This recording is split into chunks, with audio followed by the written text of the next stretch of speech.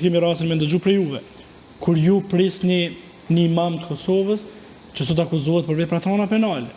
Dhe madje unë kur ju lexoj aty ku ju thuni që ky është një intelektual i pa konkurrencë, tash më shtrohet pyetja ime, them, a ti besoj këtyre akademikëve? Çfarë po ndodh me këtë shoqëni? Ka po shkojmë? Sepse sot ai njeri akuzohet për vepra trona penale, mund të jetë është i pafajshëm. Por unë kur ju dëgjoj juve se çfarë vlerësime jepni, çfarë epitete jepni për njerëz të tillë dhe më pas ata i shën pranga sikur humb besimi madje edhe të gjithë ata të cilët unë kam besuar shumë. Mbi këtë pjesën e fundit do ta marr reagimin tuaj. Po dal prej kësaj të fundit. Unë kam prit në takim me shumë kënaqësi sepse unë nuk jam i lidhur fare dhe nuk kam njohuri për atë shkencë.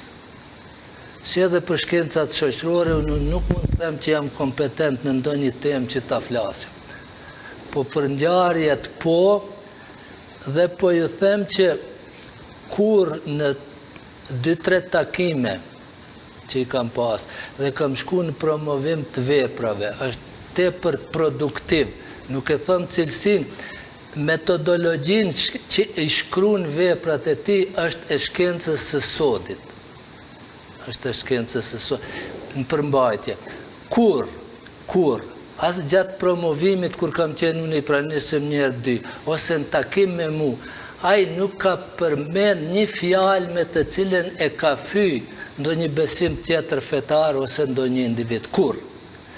Dhe unë e kam thonë gjithmonë dhe e them, ka qenë për mu krenari që ai njeri ka arrit të jetë në kryesinë e dietarëve botëror të shkencës dhe filozofisë islame.